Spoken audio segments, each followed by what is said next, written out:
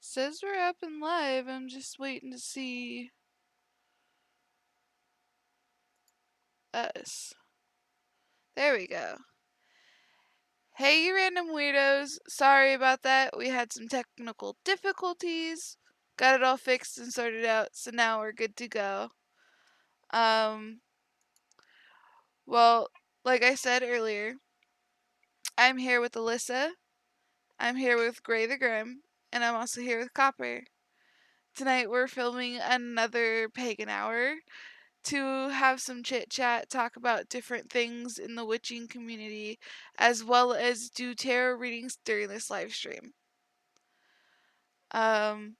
So hopefully things are good this time. There's no issues.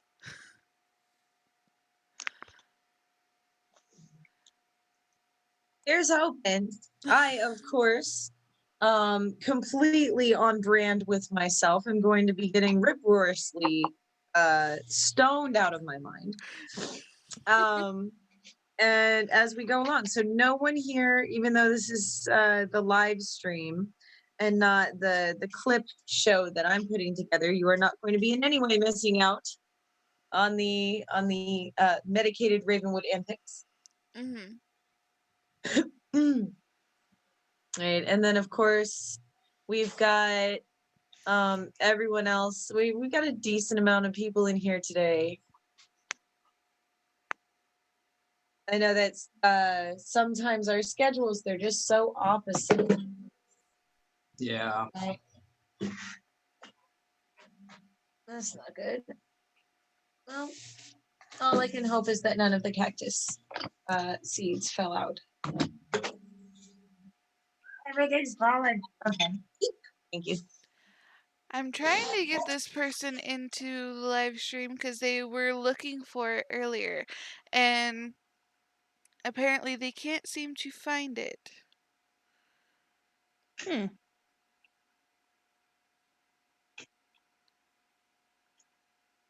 So what I'm going to do really quick, if you guys don't mind, I'm going to message them a link to the YouTube. Sounds good. There. Because for some reason, what they were finding was some kid playing Roblox.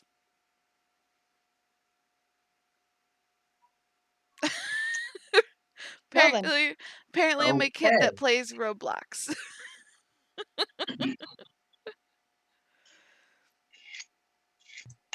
There's another Alyssa Ravenwood out there that creates decorative face masks. Oh, Ooh, interesting. that's her business. I went and looked up, I Googled Alyssa Ravenwood once just to see if I came up, or if anything came up. And the first thing that came up was this one lovely woman who makes like masquerade masks Oh.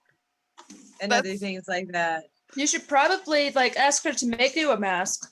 I'm thinking about it. I just have to wait until I'm not broke. Be like, hi, Alyssa Ravenwood. I am Alyssa Ravenwood, and I would like you to make me a mask. And then, Emma, I do Obviously. wish good health and everything is going to go well. And you get to leave on Friday from the hospital. I'm excited for that. But I do wish you good health. Emma was in the hospital. Or she had surgery. Mm-hmm. Yeah.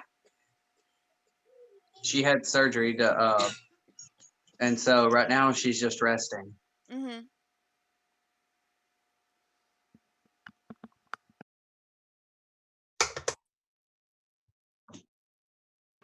Is it odd that ever since I started witchcraft, all that oregano buying.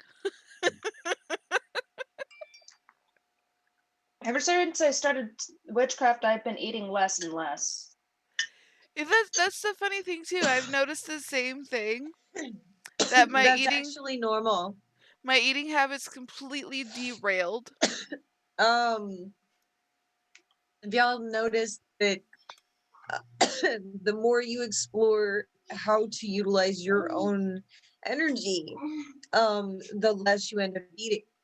And the reason why is because you are now judging your required intake based on a more accurate measure. It's like eating only Whatever's until when you're best for your energy spiritually instead of just physically, which is why so many newly spiritual people end up turning vegetarian or vegan for a while. They just need to clear out all that other gunk that's in there and do a hard reset Mhm. before they decide where they're going to go with it. Yeah. Stephanie. I'm not actually vegetarian, but I certainly eat a heavily vegetarian diet. this brings up an excellent question that some of my followers have. Um and they kind of wanted me to ask you guys that question. Why do you practice what you practice? And what's the reasoning behind it? Hmm. You want to start with that one, Cosmic? Yes. So the way I got into my practice, and this is interesting. I was actually standing outside, and I was barefoot, enjoying a summer day. Oh my god, it was a wonderful day. I will say that. But I was standing outside just enjoying and taking in that kind of just feeling. And I didn't want that feeling to stop. I didn't want that energy flow to stop. That's what got me into the craft, is that I felt this different type of energy that wasn't mine, but it was of something else and something much greater and bigger. And I will say this, I did grow up in a heavily Christian family, and they were totally against the idea of anything that dealt with witchcraft. But for me, I didn't see it as witchcraft. I saw it as an extension of myself to explore a You path guys, that's much greater than me. can you guys hear this? No, don't close it. Water's getting in. I'm closing it. Hmm. Well then, This is why we need windows with awnings. It's raining really nice, you guys. The rain is always the best. You got your jars outside to be collecting? I don't have anything to spare right now. All of my containers of every kind are taken up when they're wide mouth. I mean, I would have had this little blue pot out there, this little blue glass pot that I have it filled up with some dirt right now to start the new apple trees. Ooh, no apple trees. Red Delicious got 500 seeds. Thank you, Grim. so But back on the yeah. to Yeah, go keep ahead. going, it was like a huge expansion of myself, and that there was a greater path that I can go down. Something that gave me that kind of real connection to not just myself but everyone around me, and not just to everyone around me but to nature and to the surroundings that I'm in. And it kind of just snowballed from there. I could not stop myself from exploring further. You felt the connection to the universe. Hmm. It's kind of hard to ignore. It really is. And for a while there, I had to hide it from my parents. But eventually, I went and told them, I said, hey, I'm going to go down this path. Doesn't mean I hate Christianity. I grew up with it. It's not that I hate it or anything like that. It's that I found a deeper connection.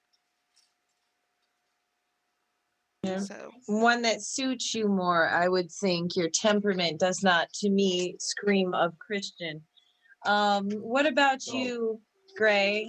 How would you answer this question? Why did you start your craft? What brought you in and held on to you, as it were?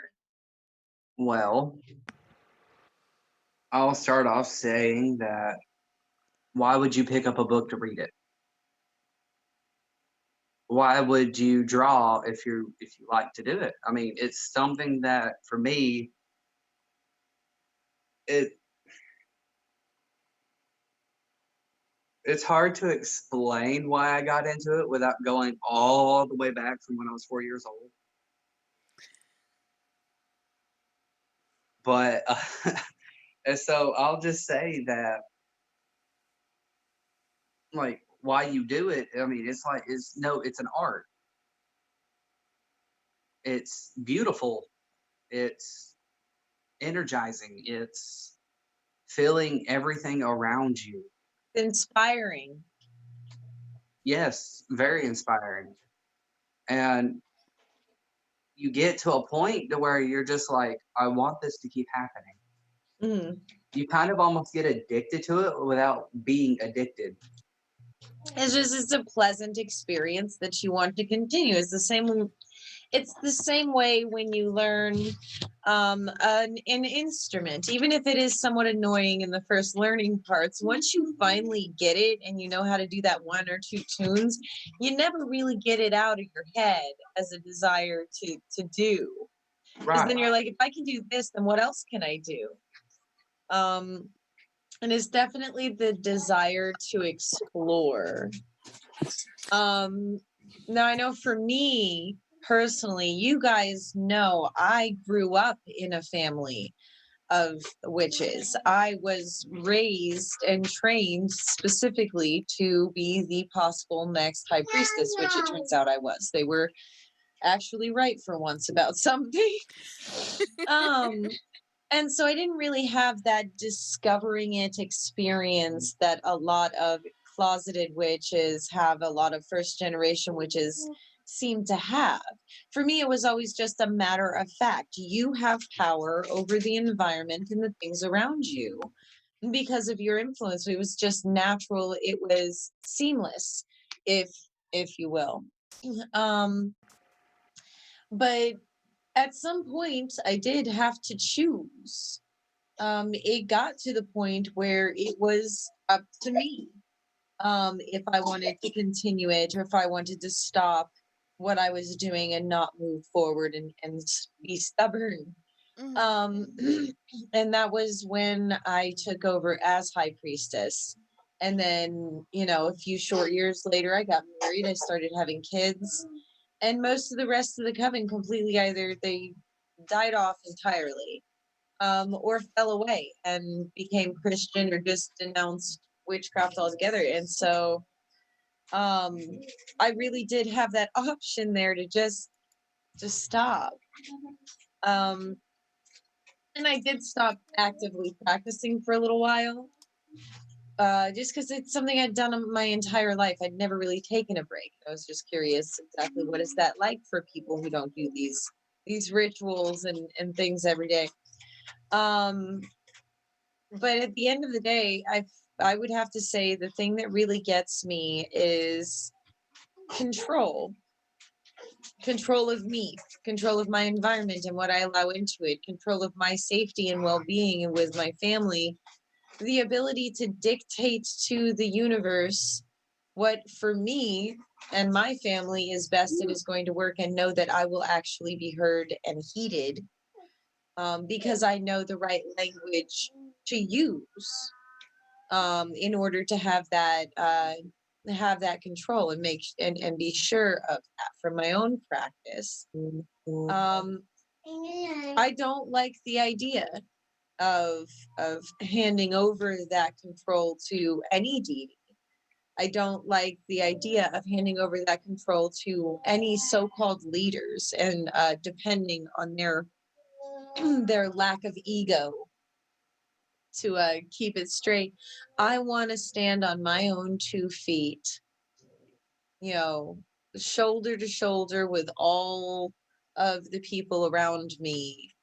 And I want all of us to thrive individually, the way that we do best. And I think that too many other sorts of spiritual movements, to me, they somewhat mandate what you have to believe. Mhm. Mm-hmm.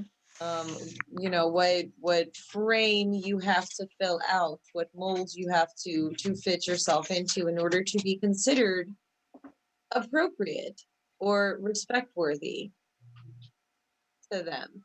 Well, we all have our own general standards. At the end of the day, you're never going to truly accomplish anything spiritually or otherwise unless you are doing so voluntarily. And that depends entirely upon you being allowed the actual opportunity to choose. Right. And to stick to your choice, because sometimes the only people enforcing your choice is you. Mm-hmm. That's And why. That's why. I'm liking Emma's comments because one of her comments was wholeness. Yeah. And then she says, while you were talking about the things you were, she says, and look at you now. And then she goes, Team Ravenwood for life. Yeah.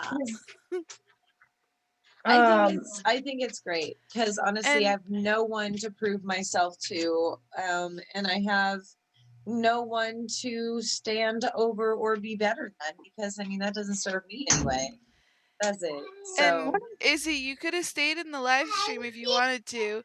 We're just talking about this question that we were just discussing. yeah, So please. you I didn't would have like to your input. go. You could have I didn't stayed want. I here. didn't mean for her just to exit out. Yeah. you can Anyways, even keep your camera off. Yeah, you and don't Right. have to I have was your just that camera on. way. It was just this way. That way, I if have she this wanted if horrible somebody to say I have something, this she could pile of either. beanbag chairs right here and they keep smushing. Well, I was so just saying, just come join in on the YouTube chat too, so that way the Yep. questions you ask will be seen on the YouTube. my answer to my own question, I have not, it's not a fully formulated answer, but it's something. Gotta I start somewhere. I was a rather lost individual. I didn't know where to go. I basically went into Christianity willingly, and you know, I learned what I needed to learn in there, and then I grew out of it. And then, you know, I eventually, you know, was so lost that there was a message sent to me by someone or something that says, "Hey, you should go over to this place, to this witch shop." So after work, I went over there, and that's how I met my mentor because I didn't know what was happening. And as soon as it was cleared up on my end, what was happening, then that's how I got into witchcraft. Can I just shift the way you said one thing there? Yes.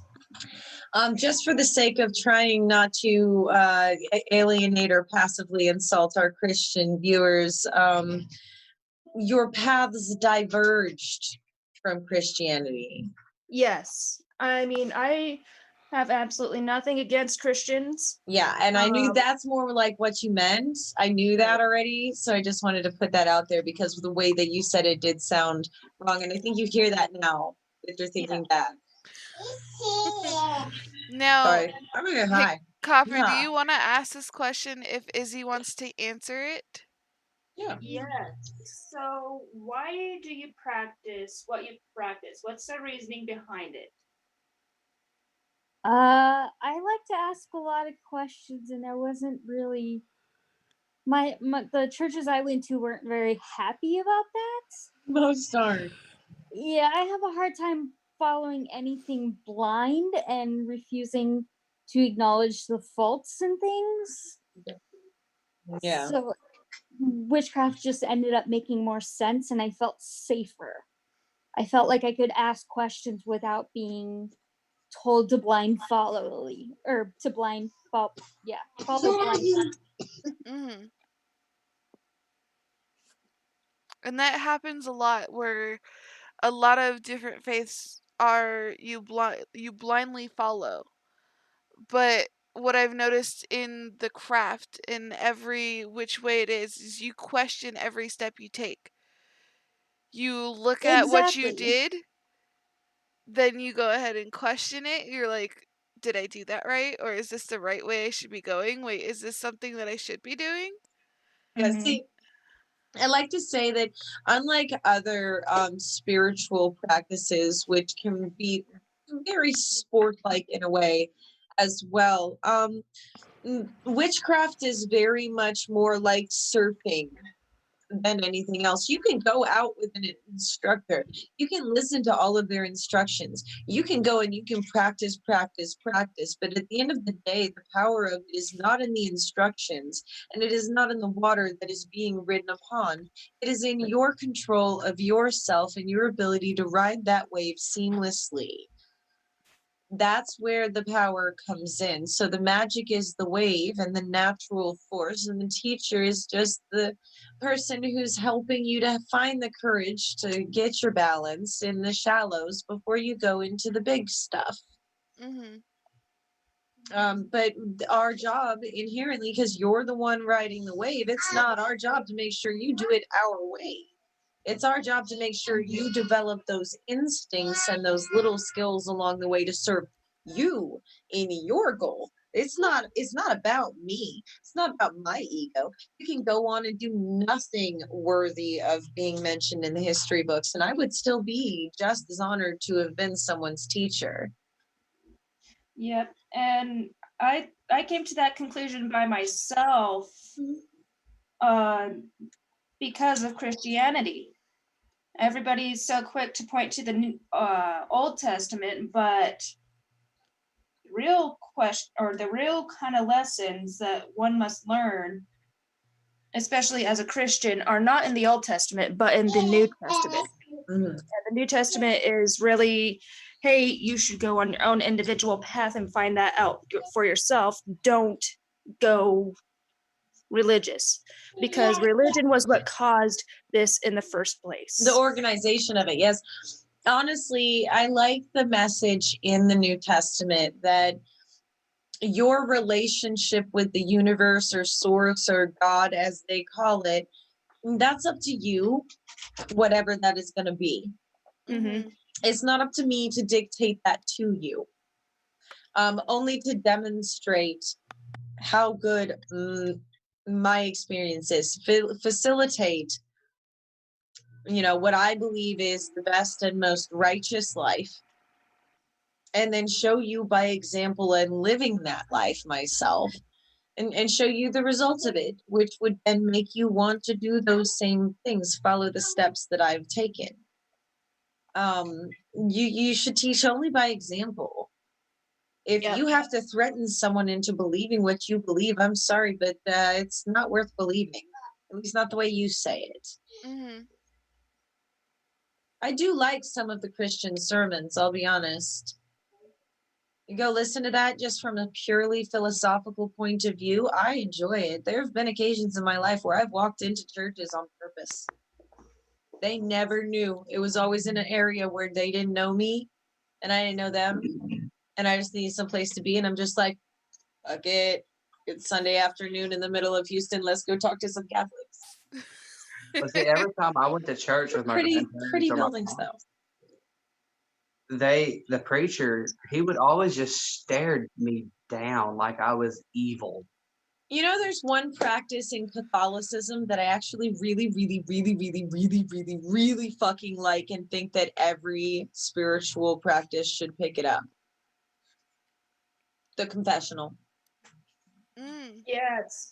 Anonymously being able to go in and talk to someone who is a spiritual expert about your problems completely for free, and then getting a decent conversation and answer for what you needed, and then what do? You go and you do some meditations. Basically, that's what they are: prayer, meditation, whatever, same thing.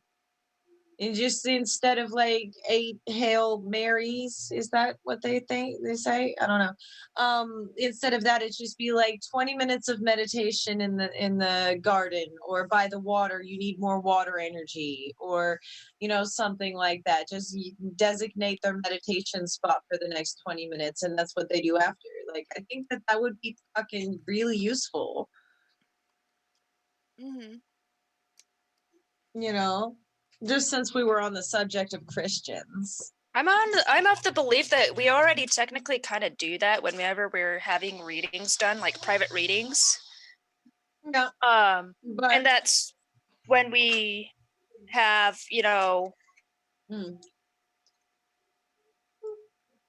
But do we have true anonymity in those sorts of readings? No, because we have to sit face to face with this person across the table. No, I like the fact that they have that option for them to be completely separated by screens where you can't actually see who's on the other side. Right. Because people in that environment, they're going to talk to you openly about way more important, way deeper things without you having to like dig. Because they'll know as long as they don't say and you don't fucking ask, that they'll never know actually who you are. Right. So you can say a lot more that way, without fear. And I like that point, because if I'm sitting there and I'm giving someone a reading, first of all, that depends on them being comfortable enough to come take their problems to someone publicly in the first place. And then it depends on them actually sitting down and being willing to pay my fee. And then, I mean, so if you had some sort of volunteer system where spiritually practiced people who qualify, you know, they get tested or some shit, people who qualify can go and, or even just not even spiritual, it's like psychiatrists can go and volunteer to sit there in that booth for like part of a week. Mhm. That's what a lot of what is it? Volunteer community therapists do. Mhm. Like support groups, community support groups. Yeah, Mhm. but I like the anonymity, like I said.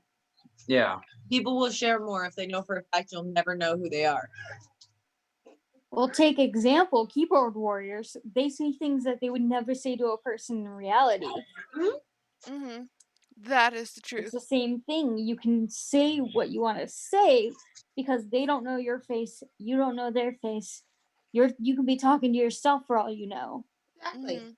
Well, no, you're supposed to confirm that someone is in there. You can't just pop in. You have to pop in during confessional times. Otherwise, the doors are locked. Yeah. True. And then Emma said when we were talking about the craft was you're not singled out. You're always welcome. No questions are stupid, and that's what I love. Oh, yeah. Yeah, see, I think that what they call a stupid question is like a question that you should be able to logic out and assume the answer without having to ask. But that measure is different for every person. Mhm. It really is though. And so it's not a very good thing to judge people on. It's I not. will say that I have gotten some questions that to me do seem kind of dumb. I'm just like, can you think about your question? Like, imagine someone asked you that question. What would you say to them? I love turning that sort of thing around on people. Mhm. It's like, what would you say to them What if would you? someone asked you that? Whatever it is, like, these questions that they come and ask me, like, what would you say? They're like, is this a gift from the Fae? Is the, you know, that question, I get it a lot. And my answer was like, all right, so if someone came up to you with this exact story, what would you say? Mhm. Right?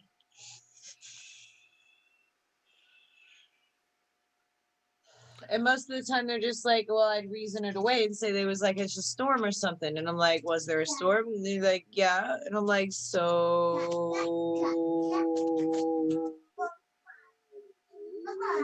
like, really? Like, okay, come on. Make the leap of the logic. All I gotta say. That leap of logic is sometimes key in certain situations. Yeah. Mr. Raven got me snackies.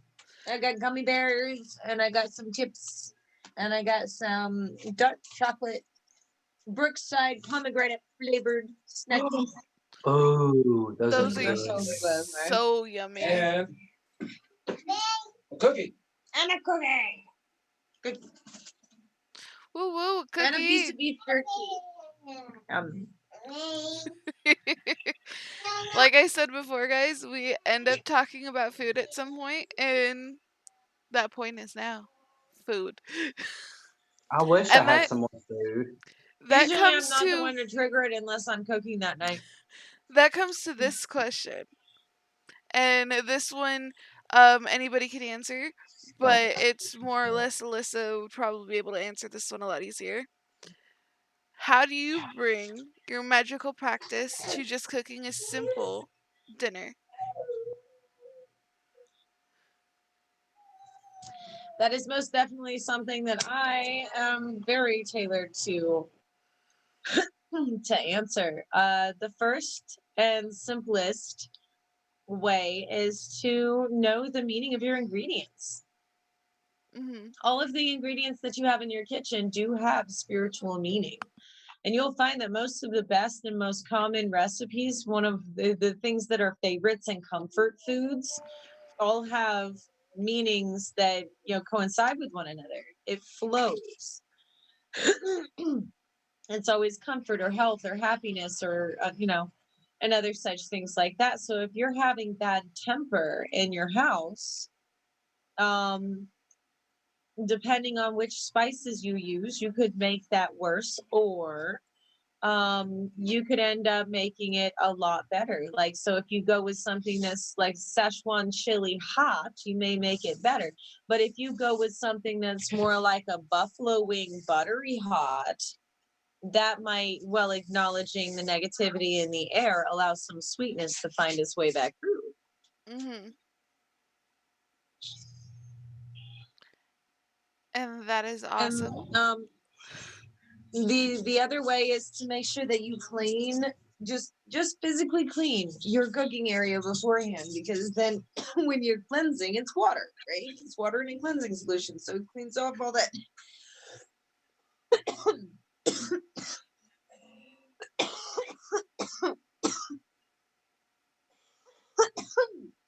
it cleans off all that energy as well. Mm-hmm. And that allows you to actually really focus. And then you just channel the intentions that you have for the emotions or experiences that you want to impart on people who eat your food as you prepare the ingredients, chopping, washing, seasoning.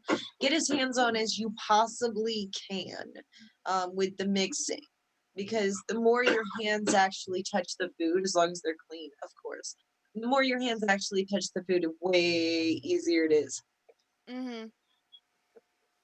Yes. And then so all right, so know your ingredients, cleanse your area, Be yeah, and hands-on. then you channel your energy.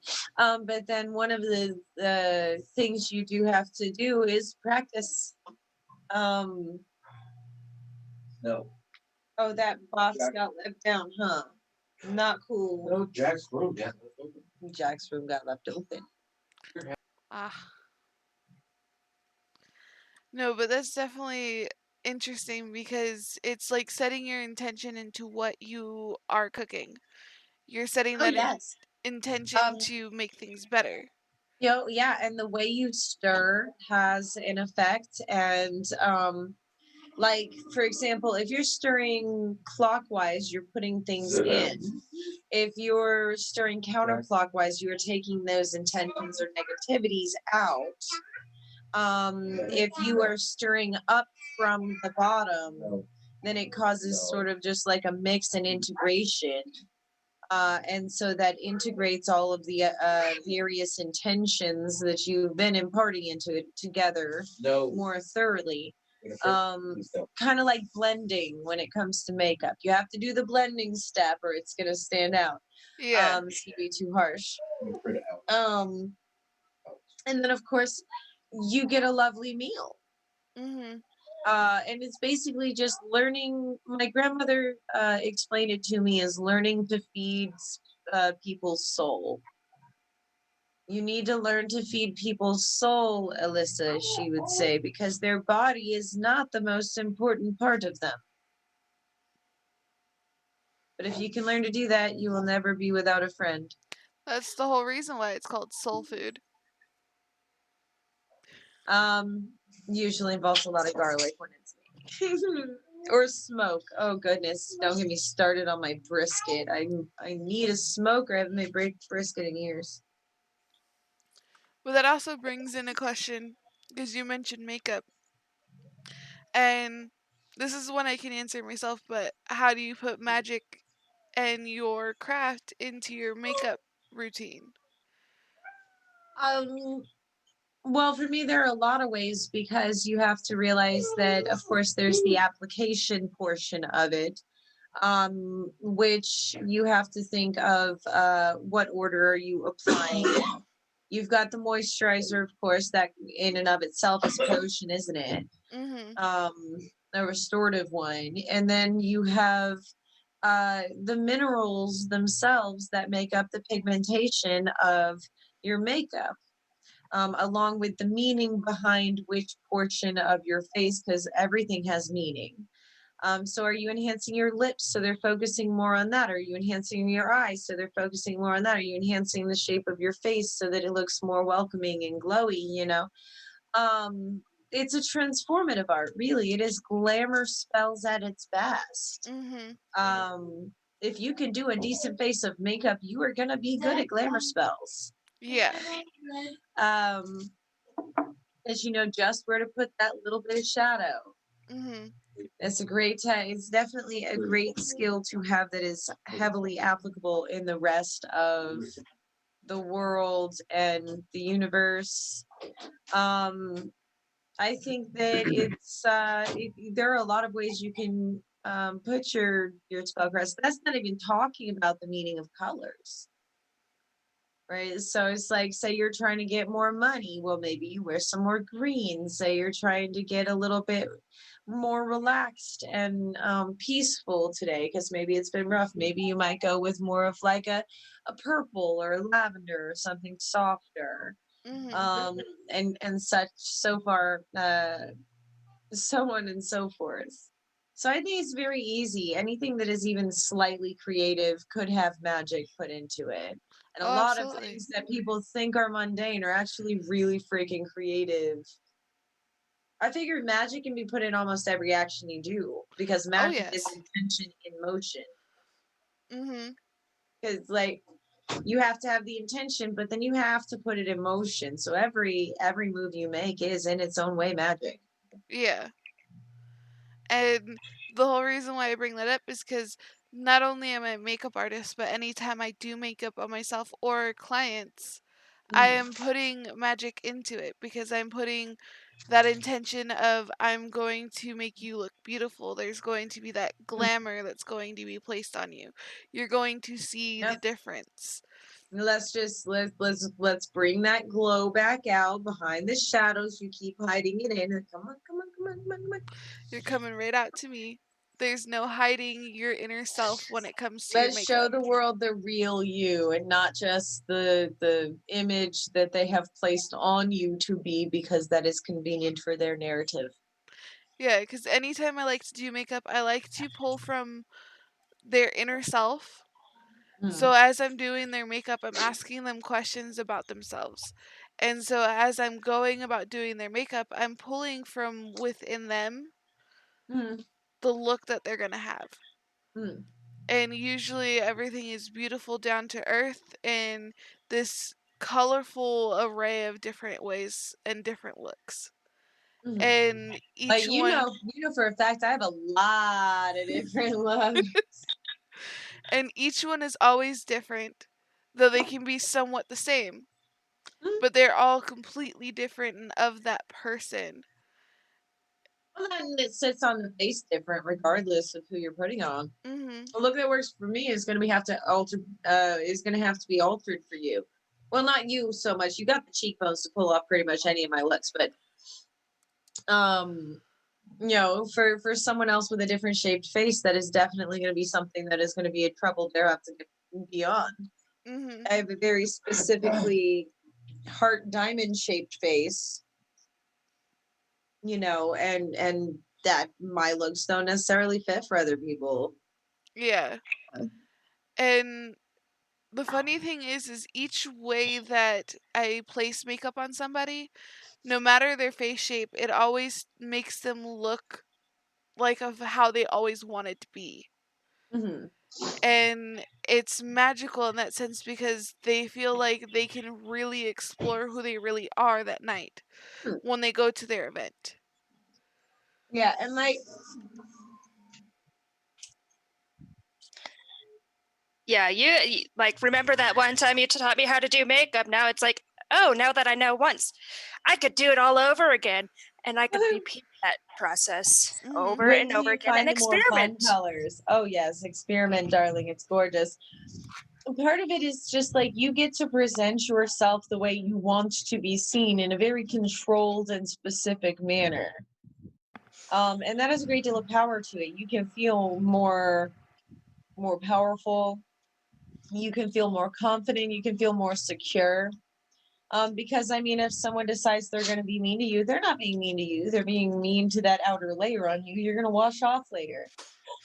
It's like Um, negative energy trap, basically. Yeah, especially since most of them contain various minerals of different kinds that have magical properties in and of themselves. Mm-hmm. I know witches that draw on their contour and other things in rune shapes before blending it in. Mm-hmm. And it's the most glorious fucking thing to see. I was like, one of these days you'll get to see me in the actual way I do my makeup.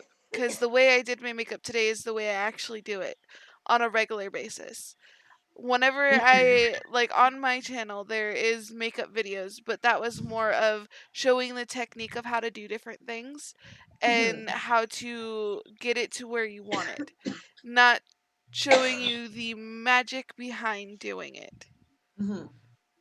Yeah. So one of these days you'll get to see me doing a live stream where you're going to see the magic behind what I do to my face and why I greatly enjoy bringing my soul out onto a canvas.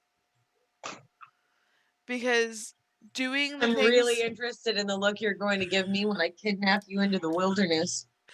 oh, you'll be amazed. It's going to be gorgeous. I'll bring my actual face paint so we could like do kind of like those war paint kind of stuff. You guys, when we go out camping all together, do you want to dress up like really weird barbarian people the whole time? Yes. Like, I got what it. kind of Yes. We'll make barbarian? sure to go out in summer so that we have a reason to wear really like tight, sort of Amazonian whatever clothing. We'll go fuck it. We'll go full festival gear. I'll bring the wings. Yes. Well, I mean, we could just go as Vikings. Why I don't think go as these weird psychotic like face paint people Nice. in strange costumes? Well, here's the thing. The reason why barbarian was used is because barbarian could mean of anything. It could mean Viking. It could mean Amazon warrior. It could mean a Native American chief. Yeah. Barbarian is a more general term for a bunch of people who were seen as savage in history. They weren't part of the Rome or Greek expansion and they were countering it. Yeah. They were called barbarians. Or even the European expansion, really. So The thing is if you look at each and everything, even in the Chinese expansion, there was also the Mongols who were seen as barbarians. Tale of the I just say Hun. we put on a whole bunch of random face paint and costume gear that's not going to get caught on leaves and twigs and stuff. you know the Mongols, the art of the Mongols and everything are really pretty. It's Right. like, ooh, pretty. And like a lot of it is awesome. Doing I don't know if they came up with it, but the first time I ever saw the concept of a yurt was from studying Mongolian history. First time I heard of a yurt was at a campsite.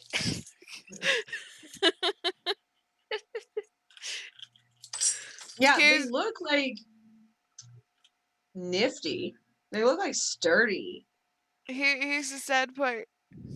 I never knew what a yurt was until after I left high school.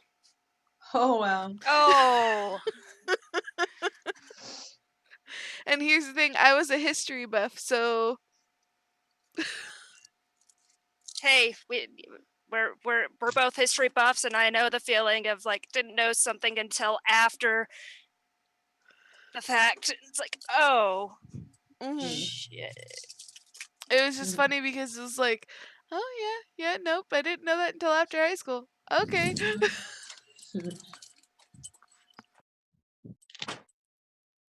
Hmm. You guys have been watching a lot of TV the last few days. Mhm. Why everybody gotta be so sexy? Oh, I remember last night. You remember that conversation, Copper? You were the only one I was on, and I had to bitch to someone because I'm sitting there and watching Vikings, and I'm like, why is there always so much sex involved? With these old, like, it's always the period shows, it's always the time period shows, the historical shows. There 'Cause is so much sex involved. Did they really have that much boredom that was the only thing they had time to do? That they were that out of control with their lust? I'm just like, I'm sorry, I don't quite buy it. I feel like this is just a way to try and make history interesting. that's how I saw Outlanders too. Outlanders was like there was just a lot of sex. At this point, it's porn. And to be honest, it's making porn better than the porn sites. So, I mean, you're not wrong there. because It's I'll like, be honest, ooh. I'm much more likely to get up and go bone my husband after watching an episode of Vikings than I am if I even turn on Pornhub. Okay, Yeah, Pornhub sucks. like. I'm sorry, they just make it a little bit awkward. Can we at least have some sort of velvet curtain to go behind before we get to the menus that have just all of that out there? Like, I'm sorry, can we have a little bit of class? Not saying take away any of the things that are in there. That's fine. I mean, I There's- was that way with freaking Witcher. It's like, oh, okay, Oh. that's happening. Anytime it has anything to do with witchcraft, magic, or barbarians, or like historical times, there's always a tremendous, obnoxious, and all altogether unnecessary amount of fucking. It's true though. I don't understand. But why everybody gotta be so sexy? Because then that makes me feel like a horrible cheater, and my brain do. Same here. And you know I'm bi, so it's like all of them, Mhm. all of them. All of them. It's all Oh of them. well, more the women for the most part, because a lot of guys tend to be really rapey. Yeah. Like That these or historical dramas, why do they have to emphasize that? Like, look, we know it happened, but can we just like pretend a little bit that maybe it didn't? Mhm. one of my gripes about men in the shows is that they're too muscly. It's like, ew. Like, I kind of So want I mine like a more decent with the amount of dad muscle. bod. Dad bod, but with muscle. Yeah. Well, so I'm just like, when it comes to all of these historical pieces, it's just like, you know what, can we maybe just stop emphasizing the rapiness? Because I feel like with Batman, we get real tired of hearing his backstory at the beginning of every freaking movie or So somewhere in the movie. It's like I'm that. laughing Huh. because Emma just put we're sexual beings. They're just telling us we need more in our lives. That sounds like Dionysus. I'm We not gonna all- lie. We all need more sexy times in our life. My Temporary boyfriend. sexual people, which we wish well. It was just funny because it's like, yeah, I could see that. But I've been really enjoying watching these shows despite all of that. Or like aside from all of that, not really despite it. I still I enjoy the sexy parts, don't get me wrong. But if they get the sexy part but they don't have the plot line, you're gonna lose me real quick. Oh yeah. That Like if is they for have a sure. plot line and no sexy parts, you're still gonna get in the surefire way.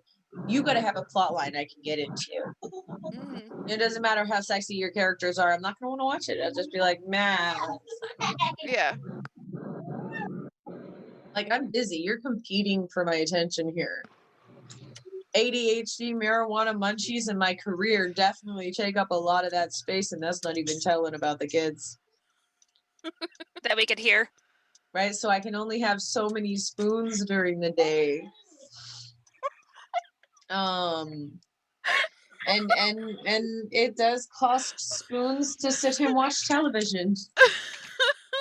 Emma goes, we should be rocking the cage every night or every hour if we have loads of free time. we all know that we're all gonna have a baby boom right after the quarantine and everything. Oh yeah. Well, they're saying that the millennials are causing a baby bust. Well, yeah, because it's so expensive to have kids. Yeah. Right. And we're not It's getting so expensive to buy housing to house the kids. Much And less food. I have 3 kids. Do you know how many of my own peers look at me like I'm nuts? There was something. Like, I want at least 2 kids in my life, but nope, not 3. There was Not something 3. That's I too read, much. and I can't remember where I read it, but it was we have like 1,000,000 homes that are vacant, and then there's 500,000 homeless people. Why do we have a homeless problem? Because money. Hmm. Yep.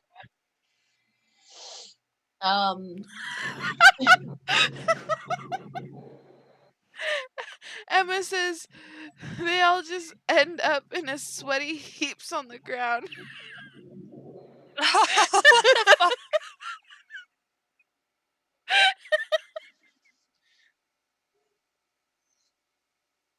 Oh, Emma. Emma. Emma, We you're know bringing this what you're whole thinking about. naughty side out, man. It always ends up getting naughty and late night whenever Emma's here. I'm sitting here, I'm getting high, got my horchata, my snackies, and my munchies. So it's party time.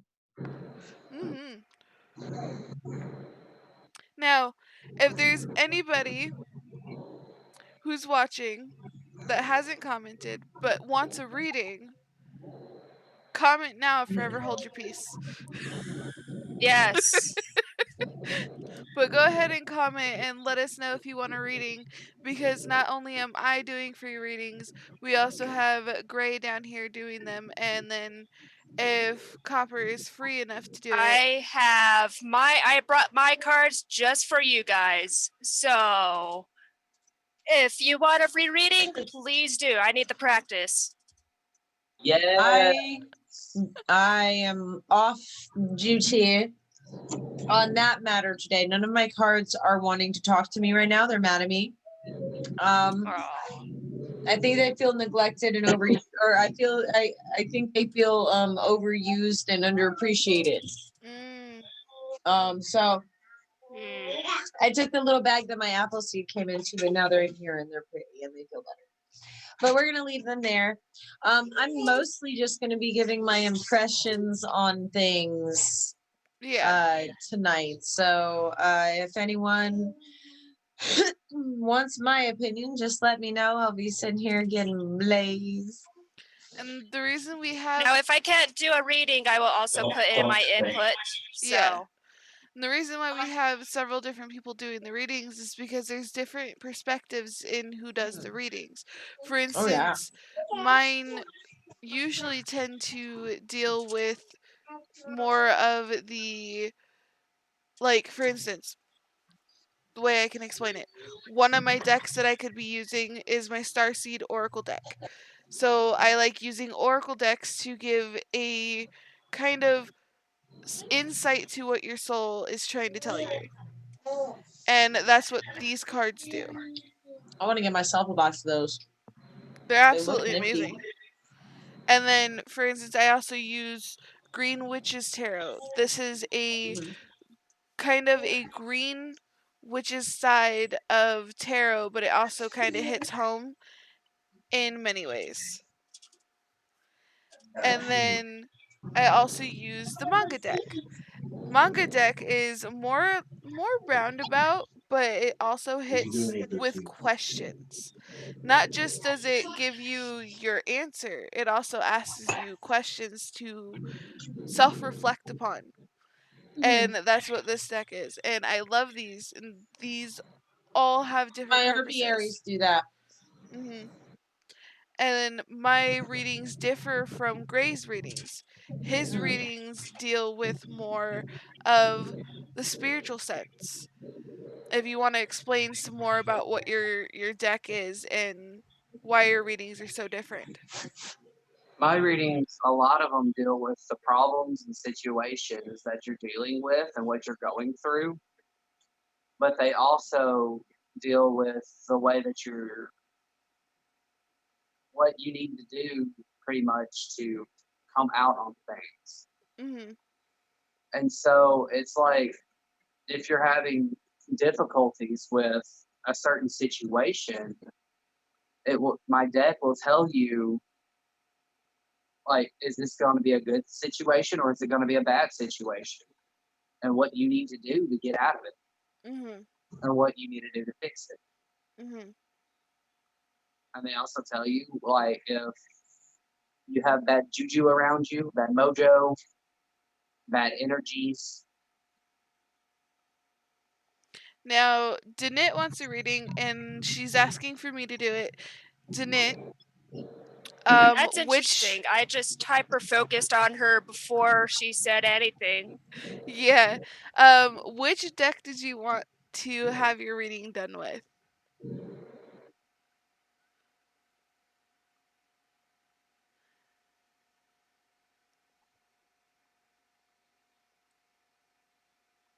But I'm also able to do crystal ball readings. Mhm. But that is for a private session. I just got to hear so that way I can explain that. Yeah. I can do those, but they give me headaches, so I hate them. More power to you.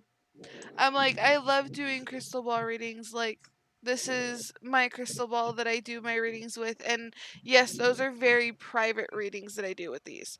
Yes. Mm. Those ones take a lot more energy to go ahead and do, and to do it on a live stream would be tremendously hard.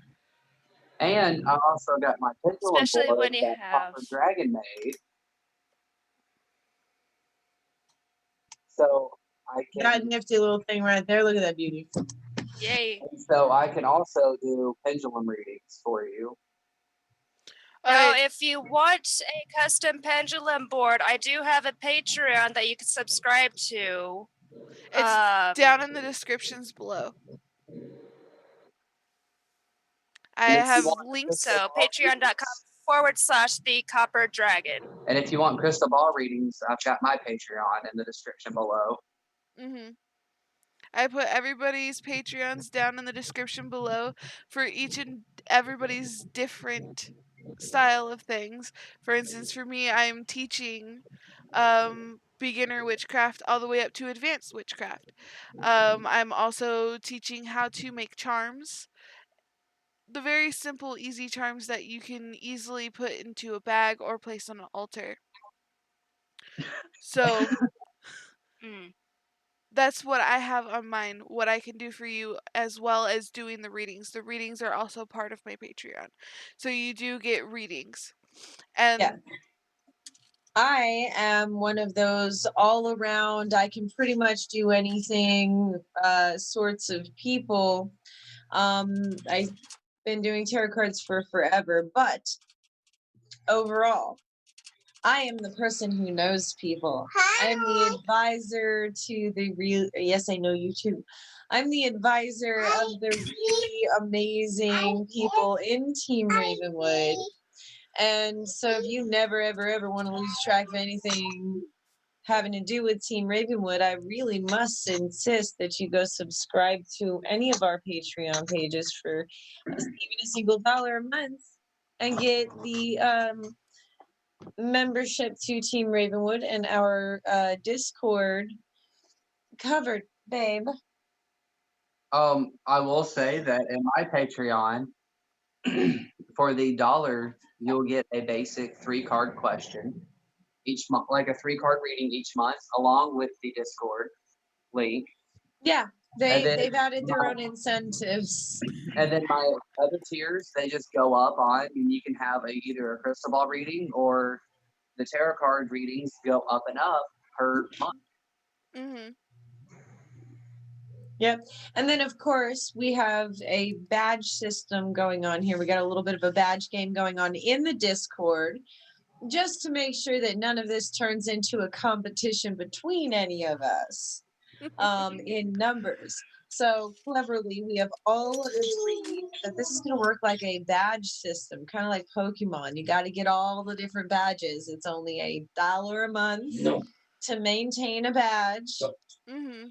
So I figure that is not difficult. And the way you get the Team Ravenwood badge for the different people is subscribing to our Patreon pages for the $1 membership. And the fun part about that is once you've collected all the badges, you become what we call an investor. And being an investor, you do get a special kind of prize. And that'll be discussed once you are an investor because Yes, we don't want to spoil the surprises. definitely a surprise. Right. But it'll be definitely Because I worth. definitely have ideas for those who want to become investors. So And it's fun because it's a fun little game where you get to collect all the different colored badges. It's really fun. I'm even doing it myself. So, Starting next month, I'm going to be doing that myself as soon as I can manage to actually maintain my current expenses. I'm still in the red every. So I know we're not making this into a competition, but I feel like my body should put it into a competition. I mean, it can be a completely natural, but that's why we started that and stated it clearly in the first place. and then it Danette, could let be me a know. competition on who gets all the badges first. Danette, go ahead and let me know when you're ready to do your reading. And that way I can go ahead and just get started on it when you're ready. Who wants to see Persephone? I do. Persephone, Persephone. come here, sweetie. Come here, sweetie. Oh, look at Yeah, the you little don't love it away. baby. Oh, it's so cute. She's so cute. No, little puppy yawn. She's too adorable. I want to kiss that Donna. She I can want be to hug vicious. her. She can be vicious, But she but we are seems training out of that. super sweet. She All is babies the are vicious vicious little is just- monsters, aren't you? Aren't you a vicious little monster? I call her vicious when she's playing because like when you're walking, she wants to play, Uh-huh. and so she thinks that you're playing with her, and she wants to bite your feet and ankles. So the term ankle biter is literal. Yeah, and that happens with most puppies. Persephone Wonder can how pull she a card for you reacts. if you want. How does she I've had react her- around vacuums? Oh, she runs. Oh. Yeah, and that's why I said to let me know when you're ready for your reading. So that way your reading comes across fully and you don't have to deter from it. So, Mwah. I'll have to do your reading right now and then I'll take pictures and take notes. So that way, when you are ready to hear that, I will have it on hand. so you're not Okay. just getting a reading from me. You're getting a reading from Copper too. Come on. Because before you said anything on the YouTube or before you said anything, Emmy, between Emma and Danette, my mind super. Think we're losing you, Copper. Don't get lost. She's going through a Okay. tunnel. Don't get lost. Oh no, guys, we might lose her. We might have to Don't get wait. lost. We might have to wait for her special reading. To knit. You are all kinds of. Um, She is so cute. hold on. It's She should only okay. be There we go. Sorry. about I had to connect to the 25 to 30 Wi-Fi. pounds, fully grown. And right now she's 7 weeks. Wednesday she will be 8. She's gorgeous. And that's what I was about to say too, is that Nat said she's so cute and small. Yeah, I've got my tablet going for the live chat. Hmm. 'Cause I usually use my Yeah. phone, but I'm on my phone for the Zoom. I want my Wolfie dog. Oh, your Wolfie dog is gonna be there soon. I know. Because I know I got my blonde little princess over here. She drives me crazy. She stands. But I want my Wolfie dog, and I can't have my Wolfie dog until I'm going to be able to actually maintain the feeding of it. Because, God, those things get big. But you gotta get it as a puppy so you can actually strap it to your hip and get it used to the concept of where I go, you go. Yeah. Now my question is, If you don't do it when they're a puppy, it's gonna be real difficult when they're full grown and like pony sized. are you gonna get them on an all natural diet, which is like the raw diet that most I'm going to have a canines? mixed diet. Yeah, I'm gonna have a mixed diet because I know the things in the raw diet that you can give dogs, and there's no reason why it has to be an either or, none and. Yeah. So I just basically, hey, there's food. It's healthy for you. Give the food, take the food, have food. Yeah. Like I love you, eat. It's the way to a dog's stomach, it's the way to a man's heart. You know, It's like it's the with way to a her, dog's heart, it's the way to a man's heart, it's the way to a kid's heart. I have yet to find someone whose heart I cannot firmly grasp very like thoroughly in my hand, my clawed hand. Simply from having them eat one of the nummies. and see, that's like with her. She stays by my side the whole time. Which Well, is so the way perfect. that I see it is that if I've got a really big dog, right, and I plan on having a really big dog because the breed that I want is very specific for being freaking huge. Well, so this is like a 70, 80-pound dog. This is like 100, 200-pound dog. This is like a pony in dog form.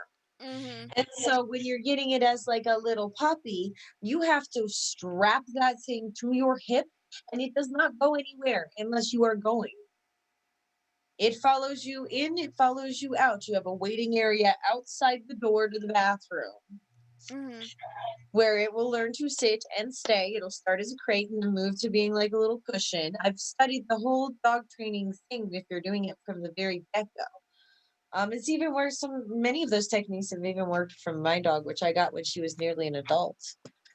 But yes, I'm going to train it very, very thoroughly because I need to make sure that I am fully under control of that very large creature with claws and teeth before I take it out and have it do anything. Like I can't have it going and running out after rabbits in the middle of nowhere, can I? Hmm. And if I'm coming to kidnap you and we're taking my dog with me to help cart our stuff to wherever the campsite is, yeah, I need to make sure that it's not going to drag me off into the bush. So I'm getting ready to do Janet's reading. Okay, I'll mute myself. And I'll be getting high as you are doing this. So maybe I'll get an insight. That's how it works, though. Like, I get way better insights when I'm high. And I got So the I- notion to use the starseed cards.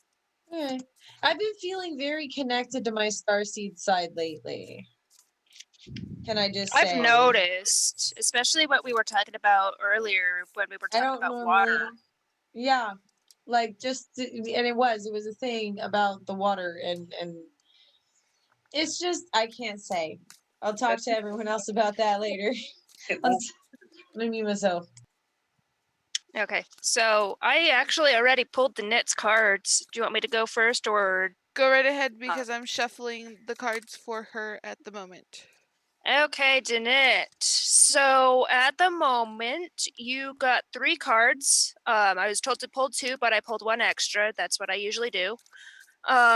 You got the 8 of Cups, right side up, the Chariot, right side up, and the Eight of Pentacles right side up. So what I'm seeing is an 878, which 8 is a number of fortune, I believe, and prosperity. 7, I cannot remember, unfortunately. 7 is a lucky number. 7 is okay. So 7 is a lucky number. What I'm initially getting from this lineup is that you are currently hard at work in your spiritual path at the moment, and it's kind of causing you a little trouble. However, you are still working hard, which is exactly what you need to do. Eight of Cups, it says here, according to a little book that I have coming with this. Let's see. A dejected man is deserting the cups of his happiness, enterprise, undertaking, or previous concern. The divination meanings, the card speaks for itself on the surface, but other readings are entirely antithetical, giving joy, mildness, timidity, honor, and modesty. The Chariot, let's see, there it is. Okay, Succor, Providence, also war, triumph, presumption, vengeance, and trouble. And then the Eight of Pentacles. If I can find it. There we go. An artist in stone at work. It means work, employment, commission, craftsmanship, skill in craft, and business.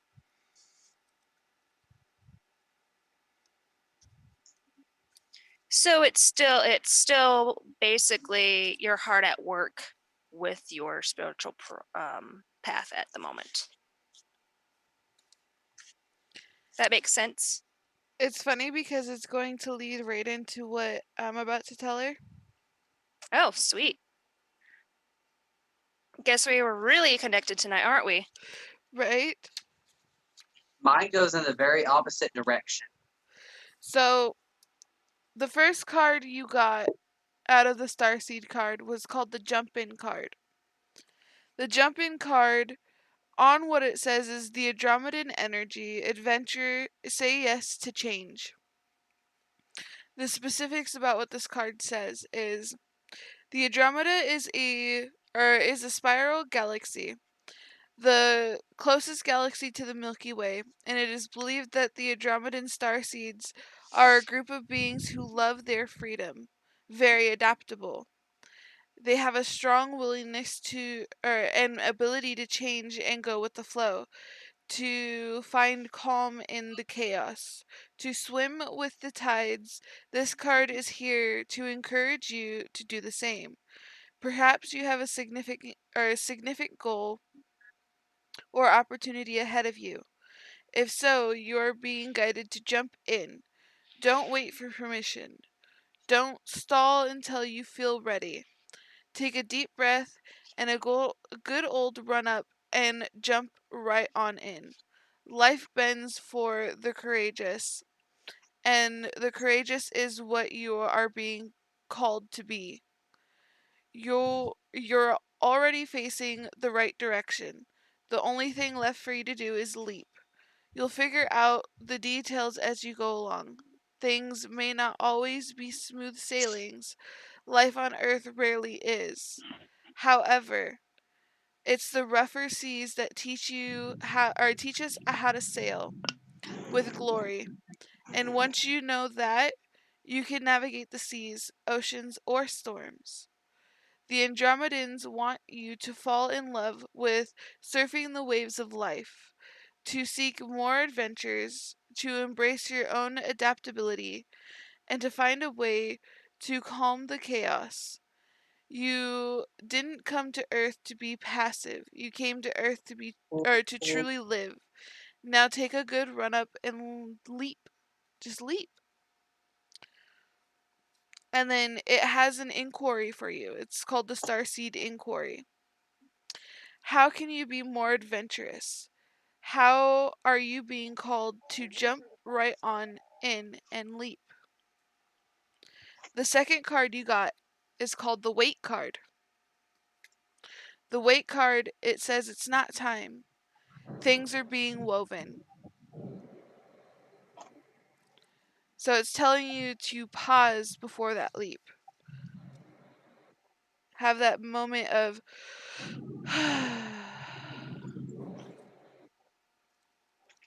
let me grab to the page, go to the page. The wait card. In our fast, loud, reactive, competitive world, where an instant response is often expected and at times even a currency,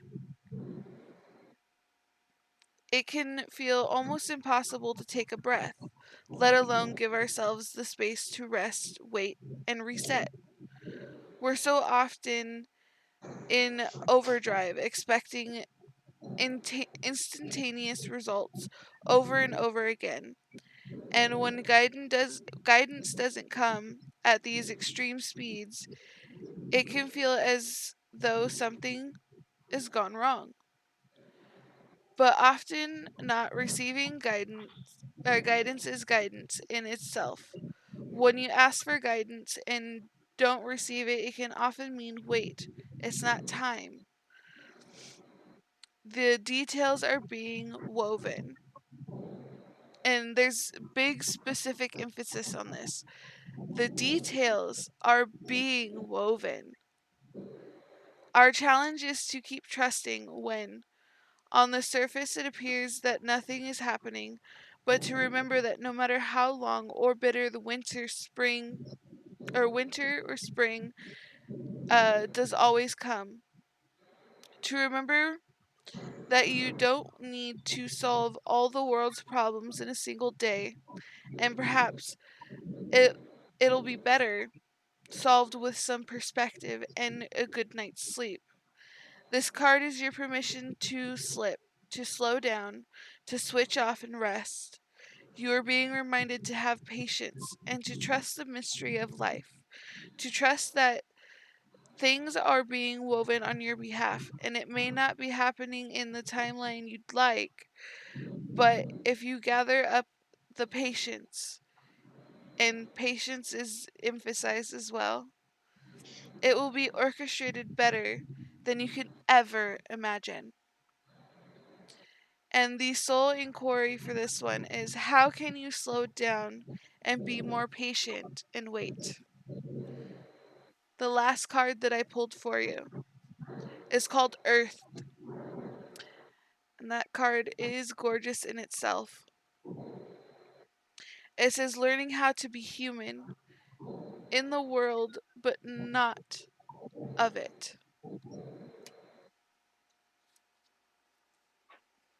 And I don't think I've ever pulled this card before. So this one is definitely interesting.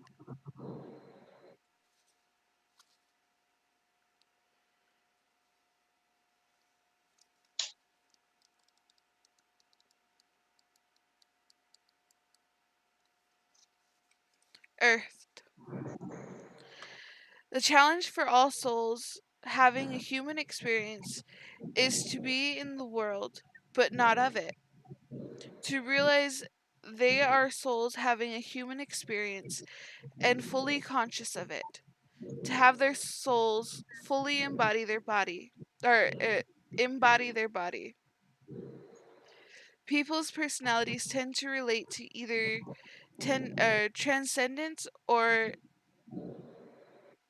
immense, immense. I believe that's what it is. Excuse me because I have dyslexia, so I have a tendency of messing up words. So if I messed up that word, I messed it up. Those who lean towards transcendence have a longing for heavens and the metaphysical. They yearn for a personal experience with God and to be lost in the heavens.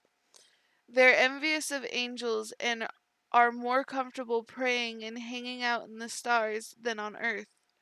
Those who tend towards eminence have attached themselves more to the earth and their body.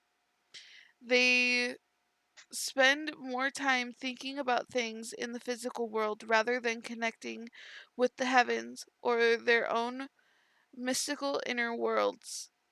Being a full embodied soul having a human experience means finding the balance between transcendence and immenseness. I'm gonna mess this up. Immenseness. I did it. Being in the world, but not of it. Most starseeds have drawn towards transcendence. They they're more comfortable with the angels and the heavens. Life on earth can be more difficult for them.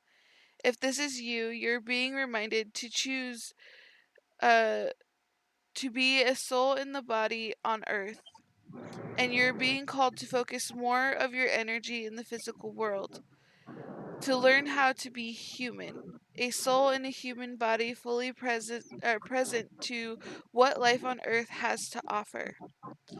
Starseed, your starseed soul inquiry is: do you tend to long for the stars or be more in the physical? How can you find greater balance between the two? So, what I have gathered is jumping in to your practice more than you have so before, but also being patient and waiting and understanding the guidance that you're receiving. But you also have to be planted in the earth, but also with the stars in a balance. I like that reading. That sounds really good. Was Gray going to give insight here, or am I up? You can give insight.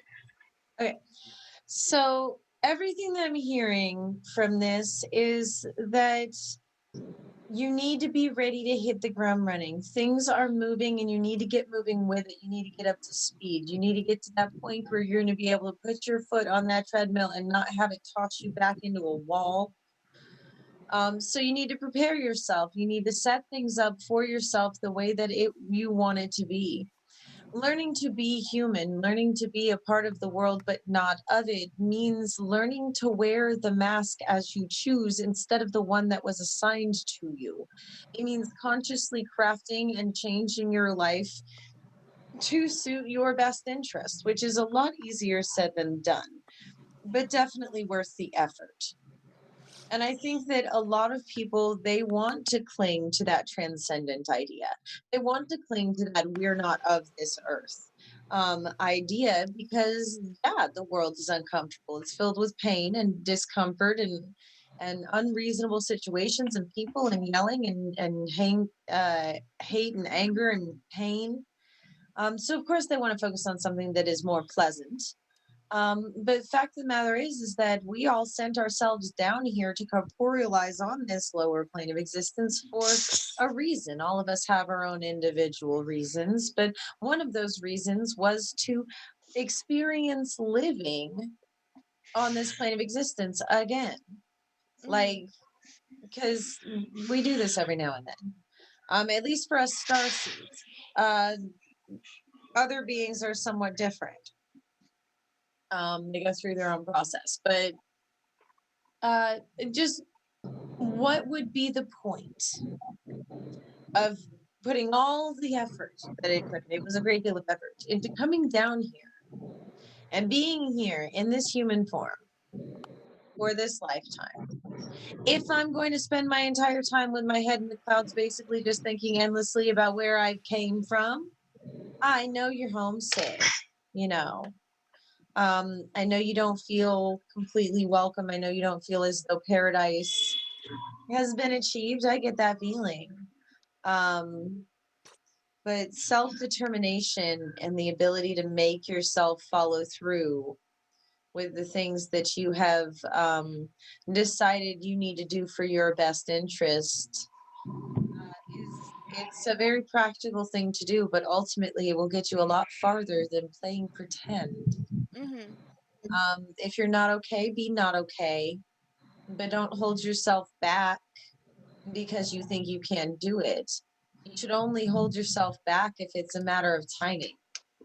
And I think that's really what those cards were saying, is that this right now is a tricky matter of timing, but get yourself ready to jump in. Yeah.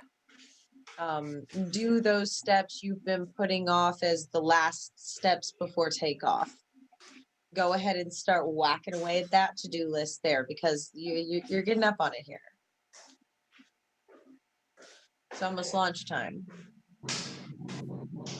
Time to load the countdown. So, Emma said, just a bit of a pointer.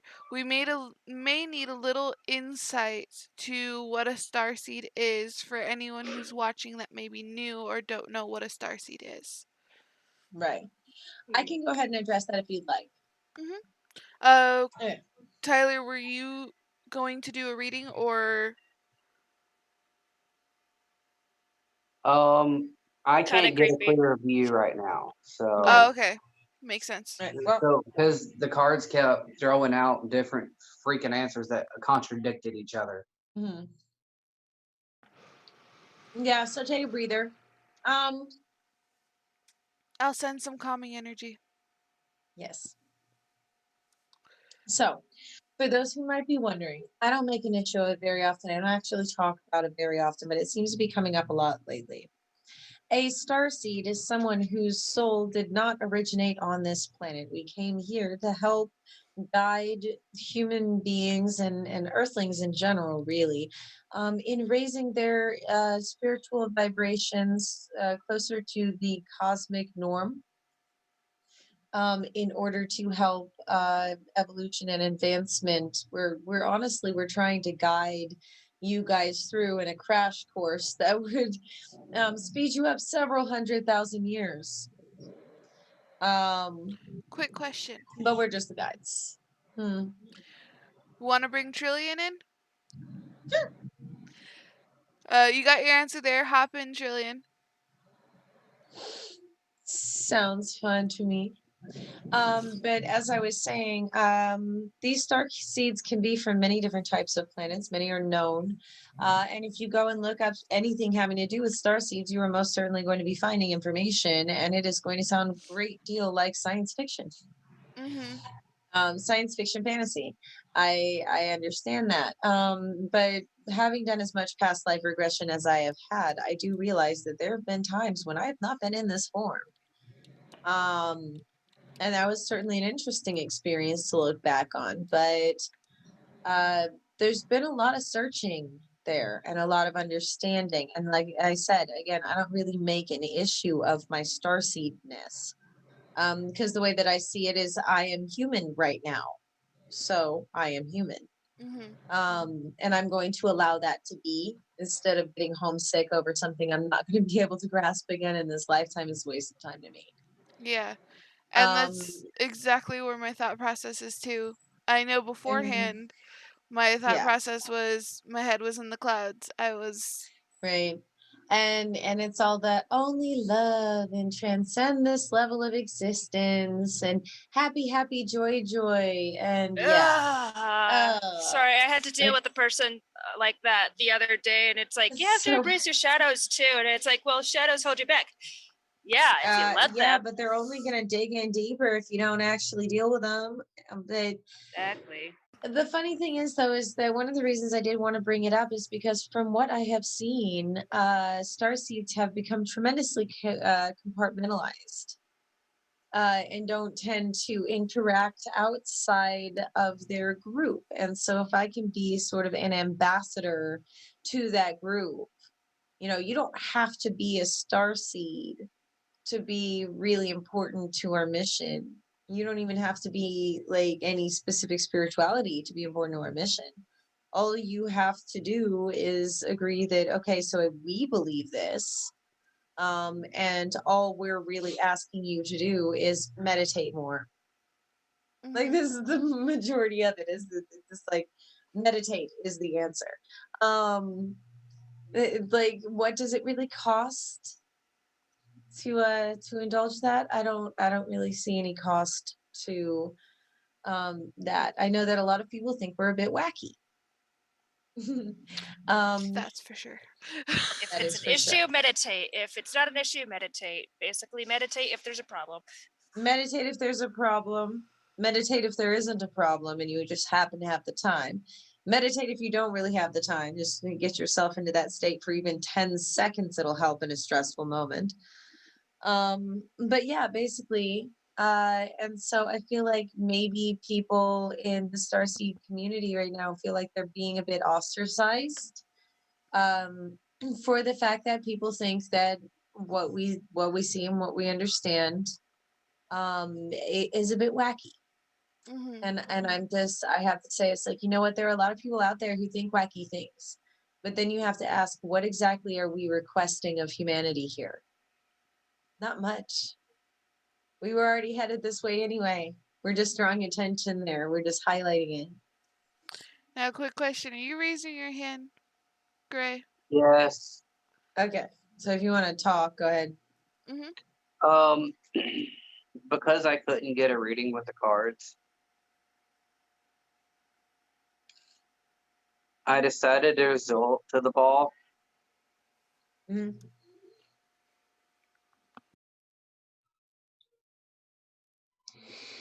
So, Danette, seems like you are struggling right now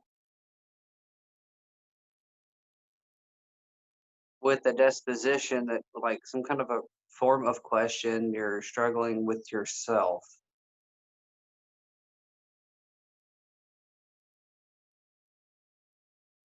But you'll soon come out of that struggle. An inspiration is going to hit you.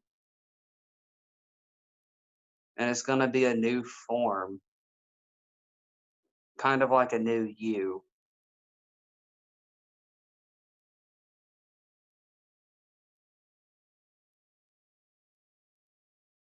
Just as the winds change, so do you.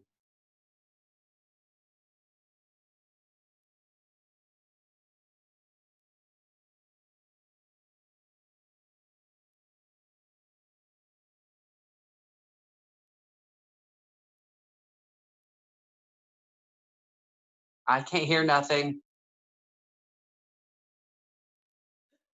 Can't hear me. That was for sure. Couldn't hear me. I'm muted. My button.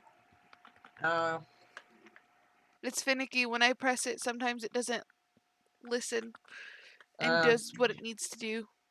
But I was saying that actually coincides with what she just got in the 2 readings from both me and Copper. yep,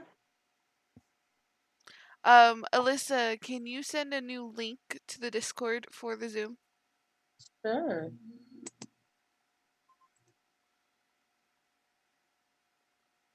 Mm-hmm.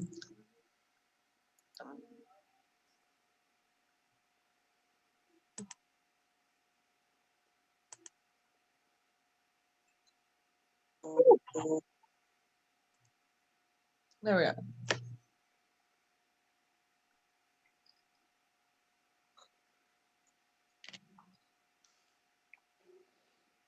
But yeah, I think the key to that was, don't hold yourself back until you think you're ready. Hold yourself back until you think the timing is right. Because you're as ready as you're ever going to be. And the rest of what you need to learn, you have to learn on the fly because that's the only way to learn it. Yeah.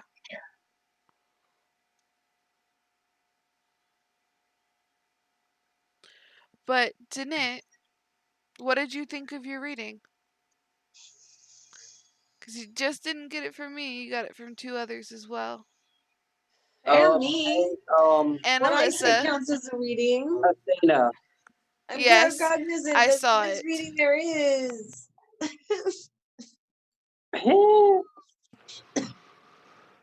We'll discuss that later.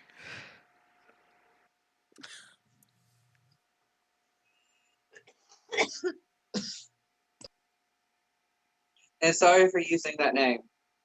That is fine. Because it's one of the names that people know me by.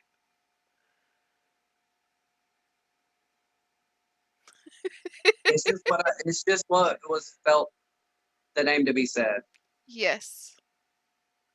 Basically, it's like I call you whatever. It's like it changes so often that it's like, you know what, whatever. Emmy, Athena, I pretty much just Ashley. stick with Emmy.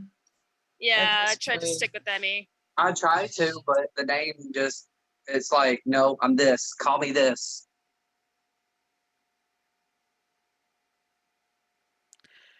So, I think we have reached a really good point. And I think this podcast is absolutely amazing. I think we talked about many great details and many great things. I also think that the reading that we did for Danit was absolutely gorgeous. And having the conversations with all of you was amazing. I think we're going to go to the ending of this. So, We're going to behind the scenes content, you guys. Woo, so come over to Patreon. so if you want to exit Yes. out first, Alyssa, Hmm. and then I'll go ahead and end the rest. Bye. Yay. Wait, are you actually exiting the Zoom? Don't do that. I was gonna make you the. I was stating. Okay, that's good. To all my subscribers, thank you for tuning in to the Pagan Hour. It has been wonderful with you guys here, and we plan to do this more often, at least weekly. But if it's not just weekly, it'll be as many times as we can put it out there because this content and this conversation and this everything is amazing and great for everyone. So, to all my random weirdos, it's wonderful. It's lovely. Have a good night. And peace out.